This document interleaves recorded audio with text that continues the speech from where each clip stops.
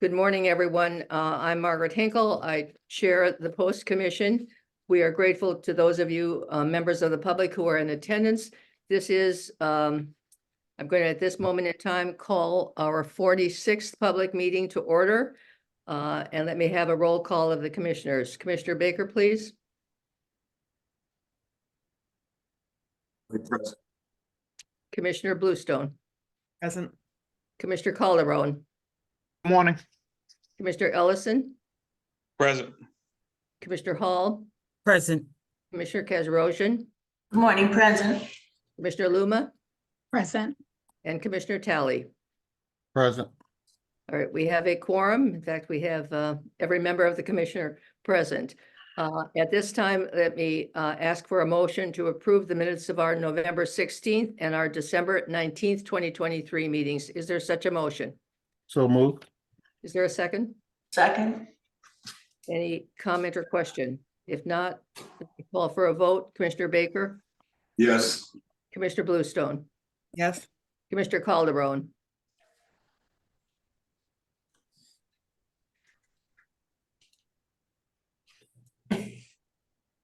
He's Commissioner Calderon, do you approve the minutes?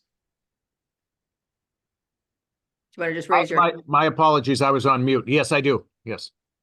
Mr. Ellison, Approved. Commissioner Hall, Yes. Mr. Kazarosian, yes. Mr. Luma, Yes. and Commissioner Talley. Yes. I also approve them. They're unanimously approved. Let me now turn to our executive director report. Enrique, please. Thank you, Madam Chair, and good morning, commissioners.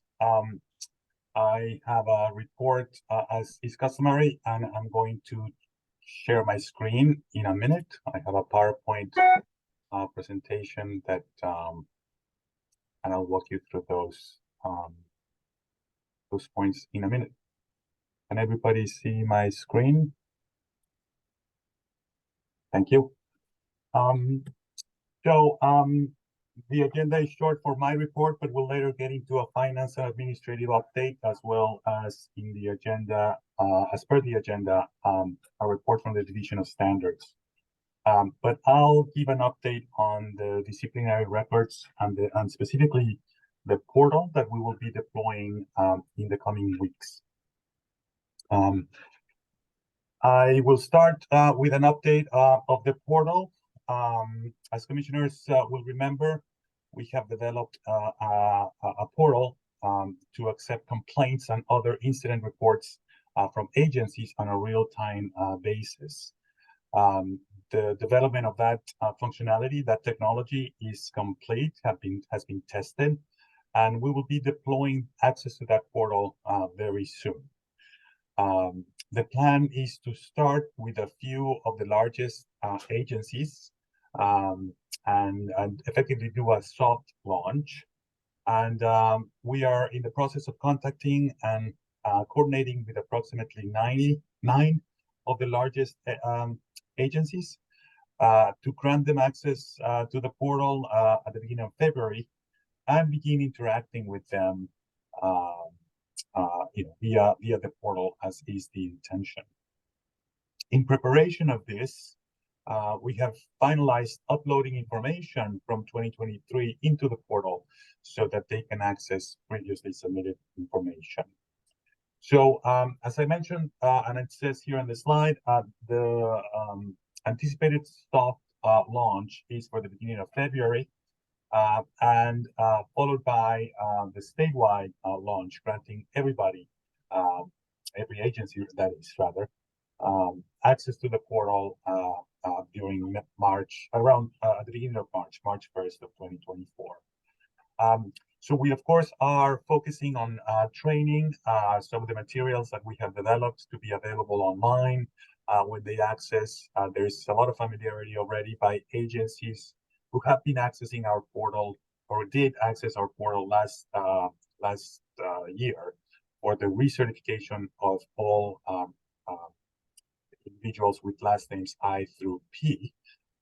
It's the same functionality in terms of access and login, but there will now be a separate access point to enter information regarding disciplinary complaints and other incident reports. This represents a major milestone for our technology development process. We're very excited, and we feel very confident that this will be good functionality that will help everybody.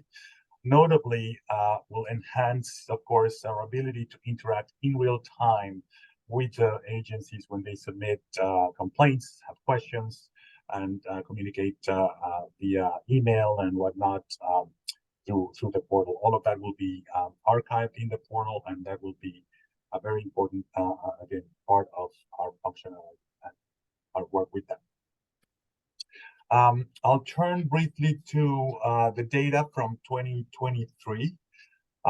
As I had reported in previous commission meetings, there is a separate project, really, to manage and upload information into the portal for all data received during 2023. And to be more specific, between February 1st of 2023 and March 1st of 2024, which is when we will open the portal to everybody, as I just reported. The historical disciplinary records comprise the period from the beginning of an active officer's career to January 31st of 2023, and that is why since the historical disciplinary record cutoff, we have a project of 2023 data that we have called to make sure that that information is also accessible in the portal and updated there as well. The data received after January 31st has continued to flow into the general submission mailbox. And this is data that I referenced earlier that we have been working to upload into the portal for agencies to access and update once they gain access to that portal. Given the soft launch, we have been focusing on finalizing uploading data for those agencies that will be granted access first, and they also happen to be the largest agencies. We will work with them to make sure that they identify the categories and the subcategories in the disciplinary matters. And of course, update any dispositions that may need to be updated. Sometimes, as commissioners will remember, they submit a complaint within 2 business days, and it is later that they that agencies give us a subsequent update on the result of the internal affairs investigation or the disposition. I see a hand raised by Commissioner Ellison. I'll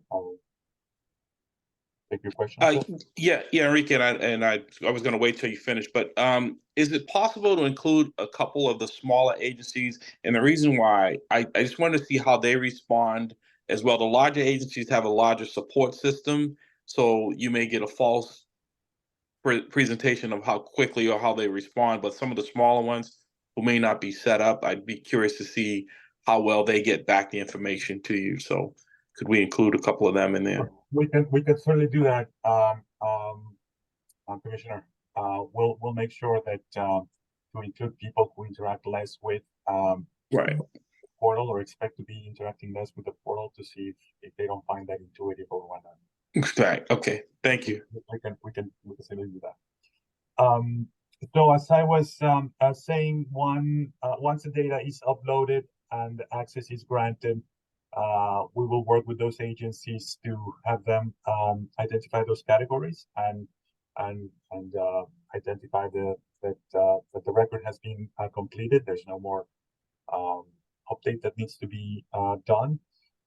The data, therefore, will be validated in real time, and once the disposition is entered and completed, new records will become available in subsequent releases. So we expect that once the data is deployed into the portal, once we deploy the portal and data is entered there, there will be an ongoing release every month, periodically, of new records that we publish in our disciplinary records database. Let me also mention something that just came up recently, and that is as part of these disciplinary records that we update and publish. They are governed by regulations 555 CMR 8.00. There is a section in those regulations where individuals may object or raise objections related to the dissemination of those records. I just want to mention that there's one case going through that process. I will just briefly mention that the first level of review is asking that the executive director review and give consideration to their objections or their concern. When the executive director, in other words me, disagrees with the position, then they can take that matter to the chair, and notification and commissioners will be notified about this. If that brings up any kind of policy reconsideration or whatnot, we can also take it up at a later time.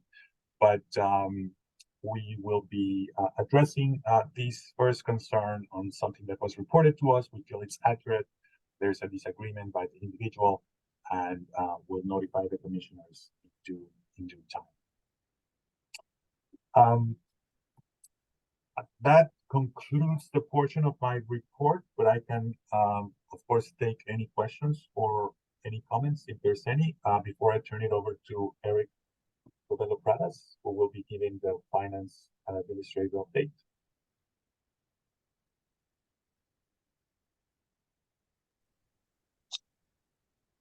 Seeing none, and we can always come back and ask questions of my portion.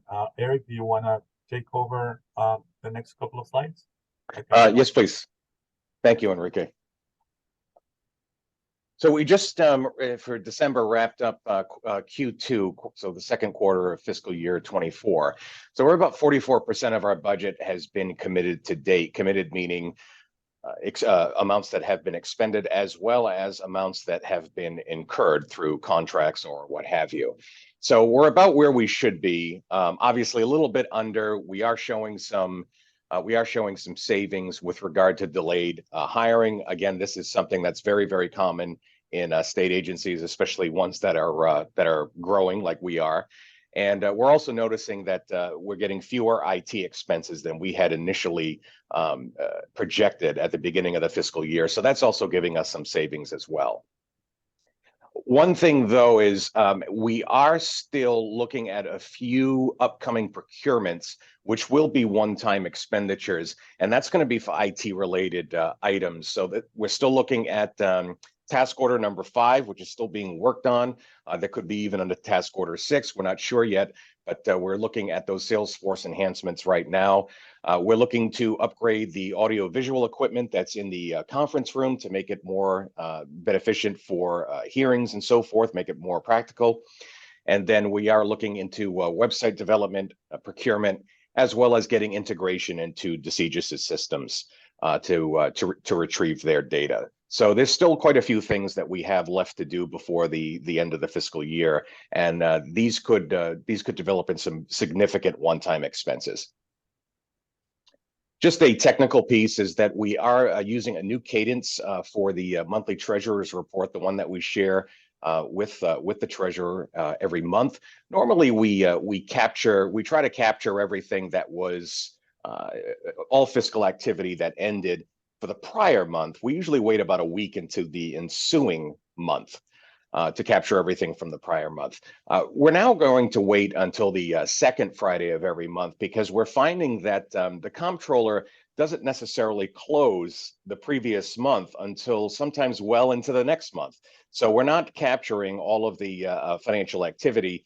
Now, does that mean that our prior reports have been wrong? No, of course not. Most of our reports are usually just estimates anyway. Nothing would be material that wasn't covered, certainly. But this way, it'll give us a little bit, this way we can cover the payroll and fringe and other items that could sneak in there towards the end of the month that the comptroller is still sort of accumulating before we report on our final product. So is this is it 100% necessary? No, but it's a better way for us to do our reporting, and we're always looking to refine our reporting methods and the information that we give to the commissioners. So this is one way for us to do that. Having talked about the expenditures for the commitments of 44% up on Q2, at the end of Q3, which will be the end of March, we'll really start taking a close look at potential reversions. As I mentioned before, we are under projection. We are seeing significant savings with regard to delayed hiring and IT expenses. So we will most likely be showing some sort of reversion back to the general fund. Of course, this is also very common as well for an agency that's still nascent and so forth. So this is not unusual. Plus, we saw a lot of PAC money or money that was unexpended from the prior fiscal year that the legislature allowed us to use this year for one-time expenditures. So some of that might be going back, but we'll have more to talk about that later on in the spring. And then finally, I just wanted to point out that the governor is releasing her budget tomorrow, probably around, usually it's 11 o'clock or 12 o'clock that they usually do that. And we'll be seeing the final number, and hopefully it will be the number that we had submitted way back in October. We have had some conversations with A&F. They have not given us the final number just yet.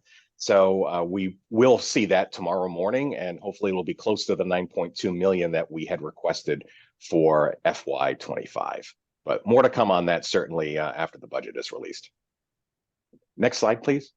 I see Commissioner Ellison, did you have a question? Oh, I'm sorry. Was that from before? That was from before. I'm sorry, just put that down. Okay, thank you. And then just a quick hiring update and personnel update. We're still moving along very well in terms of growing the staff and getting to a steady state area for, or I should say, getting to a fully operational part of the agency. And right now, our goal of getting to 46 employees by the end of the fiscal year, we definitely are getting closer to filling it. Right now, we have 38 filled positions. So we have 8 open. And so we are well on our way for definitely getting 46 by the end of the fiscal year. So we have onboarded 2 intake coordinators last week, Ivy Sapulo and Martin Yoyo. And they will, and actually, we're now just posted for a 3rd intake coordinator online. So actually, we're looking to grow that group significantly. So that'll be 3 intake coordinators plus the supervisor that manages that group in the Division of Standards. We've also onboarded just yesterday our 4th enforcement counsel in the Division of Standards, Tara Chisholm. And then we've had several promotions as well. Brian Cooper, who's been with us since the very beginning of Post. He's been promoted to the Senior Project Advisor under IT. So he'll be working very closely with the Chief Technology Officer going forward. And then Jessica Rush, who's been with the Division of Police Certification for about, I think it's about 9 or 10 months now, I think just under a year. And Steve Smith, the director, has promoted her to Certification Manager. And so we definitely congratulate these 2 folks on their recent promotions. So that's our update for hiring and personnel. Thank you, Enrique. Thank you. Let me stop sharing at this point and see if there's any questions or comments from commissioners relative to the report. I don't know. I don't think I see any hands in the air. Maybe I could just turn to our treasurer and Commissioner Ellison and just ask him if he has any comments or questions. No, just wanted to thank Eric and Enrique and the staff for working very closely. Actually, in the change in the format has really been helpful in helping to be able to get an accurate account as best possible for the commissioners. So thank you for that change. And I think I see Commissioner Talley's hand in the air. Do you have a question? Yes, just a quick question.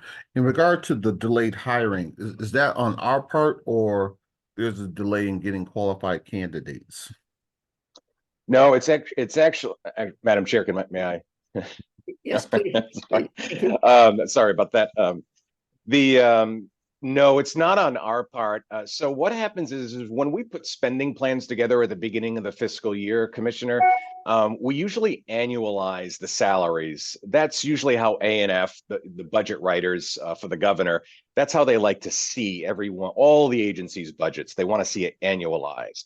The problem is that when we say we're going to hire 8 people in a fiscal year, we're not going to hire them all by the beginning of the fiscal year, July 1st. So it takes time to hire, as you know, and with the state, it's typically about 3 to 4 months to onboard folks.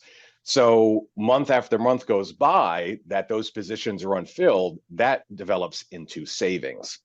Another thing that factors in too is sometimes the salaries. We don't know who we're going to get when in terms of recruiting. We might say, all right, the salary range will be 80 to 85,000, and all of a sudden we'll get folks that come in that are far more qualified, and we'll give them a little bit more. Or if they're not as qualified, we'll actually be able to pay them a little bit less. So that also factors in. So it's really a guessing game that we play, but I think it's mostly due to the annualization of salaries that A&F requires. But it would be a lot easier if we could actually try and project where we actually think we're going to hire people. So not July, probably closer to October for certain positions, December for other positions, but that's where the savings comes from. Okay, thank you. Any other questions of Eric? If not, thank you very much for that report. Moving on to item number 4 on our agenda. Let me turn to Matt Landry for the Division of Standards report, please. Good morning, commissioners. And Yep. We're going to share the screen again, Enrique. I'll start. Yeah, I'll go right back. Oh, thank you. All right. Thank you for the opportunity to update you, commissioners, again on the work that's being done by the Division of Police Standards. If we could have the first slide. So, all right, I have 2 slides this morning. This is the first one. So, and this shows you the numbers surrounding the number of complaints that our division or the commission has received, both from members of the public and from law enforcement agencies. So when I gave my last update in July of last year, I gave information about what we'd received, up until that point. And so since July 1st, you can see that the commission has received approximately 561 complaints submitted directly to post. These would be from members of the public. We've also received approximately 350 complaints, which have been submitted to us by the law enforcement agencies directly. So we get them from 2 sources, and these are the numbers since July 1st. So it's worth noting that since my last update, we've seen an increase in the rate of complaints being submitted per week. So in July, we estimated that we were receiving approximately 15 to 20 public complaints per week. As you can see on the screen, that number has increased to where we now believe we're seeing approximately 20 to 25 complaints from the members of the public each week. I should caution that these numbers are estimates, and they probably include multiple complaints filed by the same person. In some cases, people will submit multiple complaints. They'll allege essentially the same thing. They'll get, docketed or submitted as individual complaints. Or a lot of times people will submit their complaint both to us directly and also to the agency in question. And we'll do our best to link those where we can, but the number that you're seeing on the screen probably includes those as individual complaints. I'm pleased to report that, as Eric just mentioned, we've taken several steps to expand our division's capacity to receive and process the growing number of complaints that we do get. So again, as Eric just mentioned, just in the last month, we've onboarded 2 new intake coordinators who are solely focused on the task of receiving, conducting an initial review of all new complaints. And we do plan to expand that team even further, because this obviously is an area it's an important area, and it's an area where we believe the added capacity will help us keep up with the volume that we're seeing. So, and also, as the executive director mentioned previously, we're very close to being able to launch the new law enforcement agency portal. And that's an important tool that we've been working very hard on the last several months to allow us to upload or to track agency complaints that come in.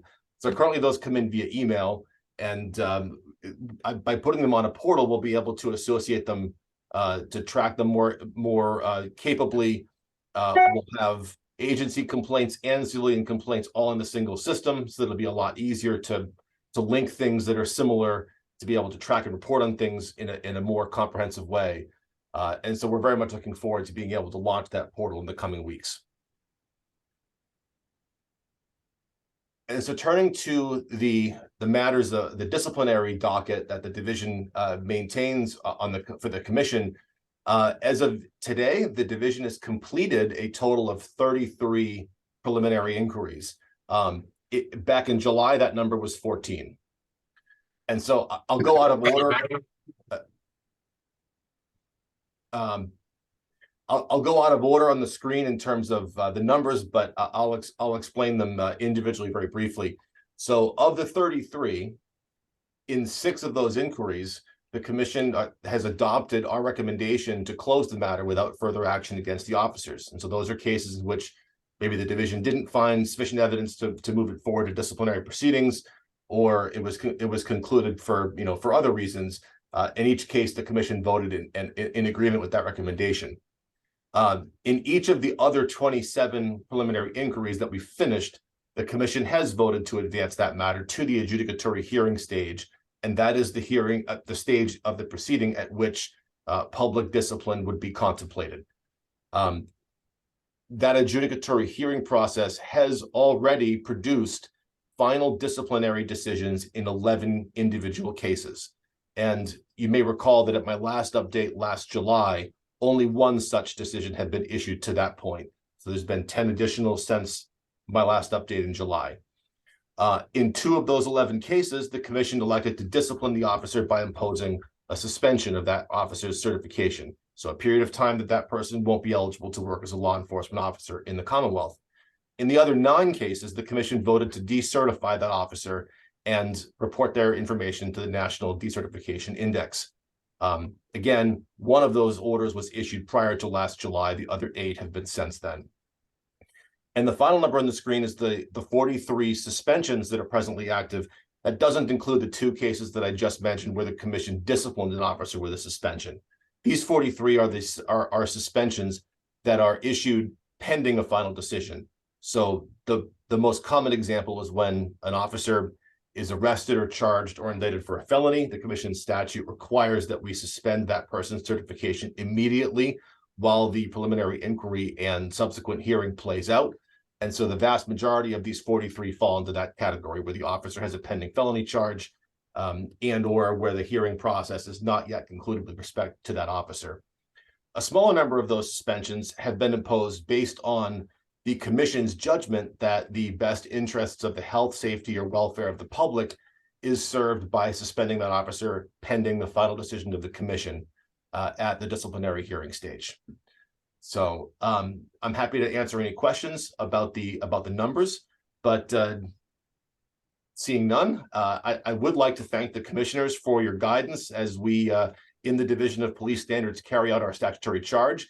And I also have to mention and want to recognize the efforts and the hard work being done on a day-to-day basis by the entire division's team. Thank you very much. Thank you very much, Matt. I just see Commissioner Kazarosian clapping her hand in applause. I think the rest of us share that reaction to your report.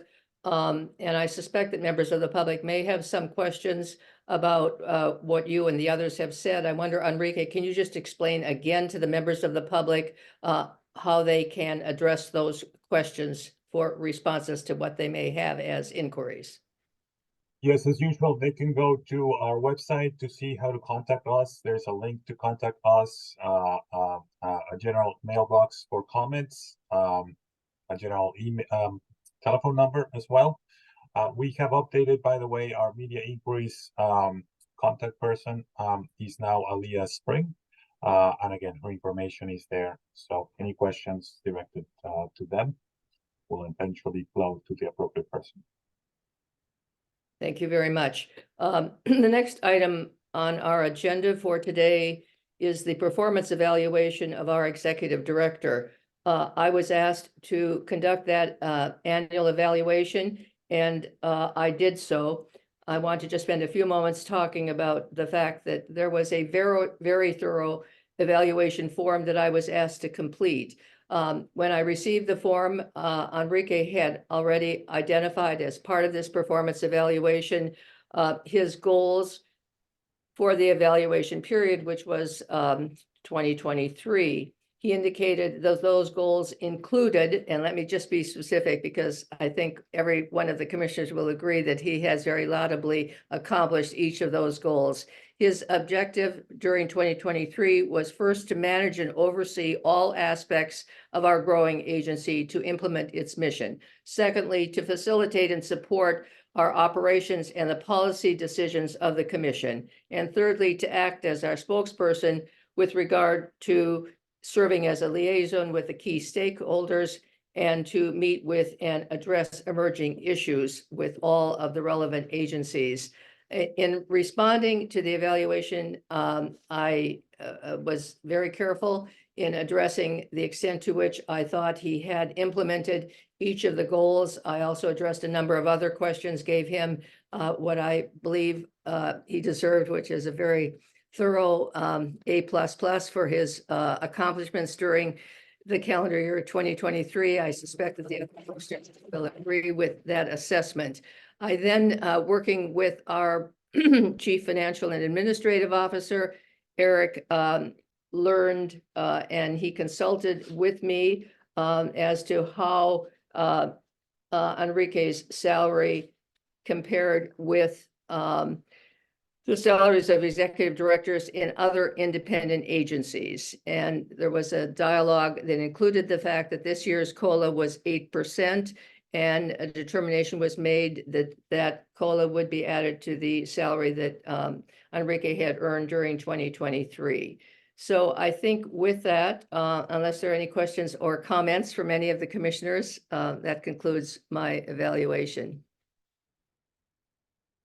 Any questions or comments? I just want to say thanks for all you do, Enrique, and making my onboarding easy. Thank you. Thank you, Commissioner. And I just wanted to echo that as well.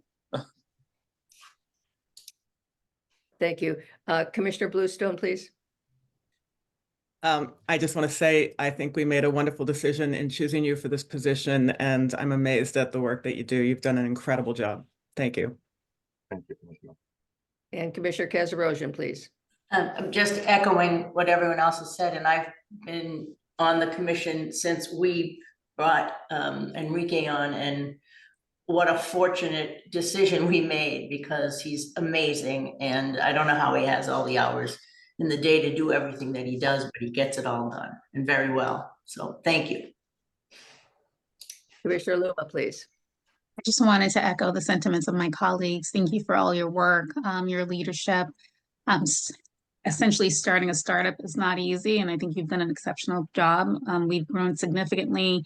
You've really chosen a great team, and it's wonderful the progress that we've made thus far. So thank you so much for your leadership, and we look forward to your continued leadership. Thank you, Commissioner and Madam Chair, if I may. It's only possible because of the support that I feel that comes from all of you, the leadership that you yourselves demonstrate in these settings, and of course the wonderful help and participation that I have from all the staff. It's great people. We have everybody with a great sense of the mission, and that's been also very important in getting the results that we're getting.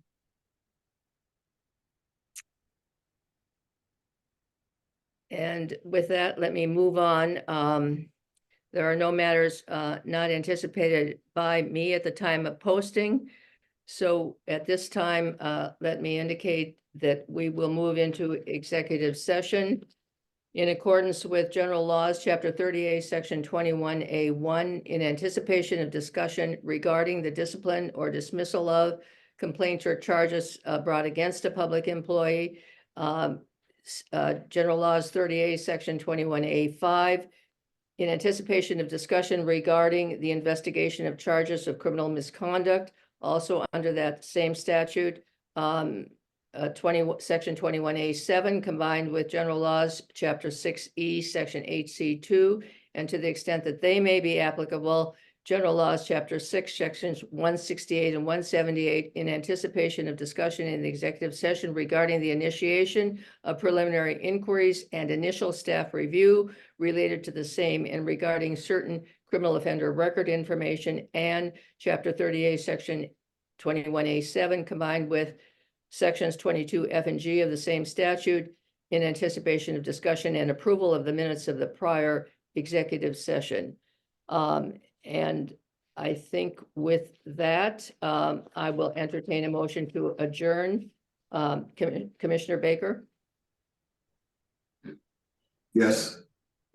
Commissioner Bluestone, Yes. Mr. Calderon, Yes. Mr. Ellison, Yes. Commissioner Hall, Yes. Mr. Kajirosian, Yes. Commissioner Luma, Yes. Commissioner Talley.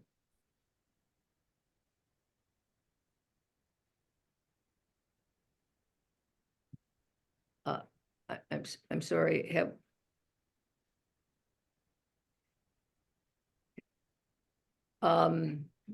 I don't see, Commissioner Tully is on. He was, he may have had a technical Yes. issue. I also approve the adjournment. And I think with that, we will adjourn our public meeting. Let me say to the members of the commission that we will take a 5-minute break before our executive session. And let me, before we leave our meeting, thank all members of the staff for the extraordinary work that they've done in the course of the last month in addressing the issues that were summarized for the public by Enrique, by Eric, and by Matt during our meeting today. We are very grateful, as Commissioner Loomis suggested a few moments ago, for the extraordinary work of our staff in implementing the goals of our mission. And thank the members of the public again for attendance. And we now have Commissioner Talley back. You approve our adjournment? Oh, yes. Yes, I'm sorry. Thank you very much. We will now leave the public meeting. 5 minutes, we'll resume, please.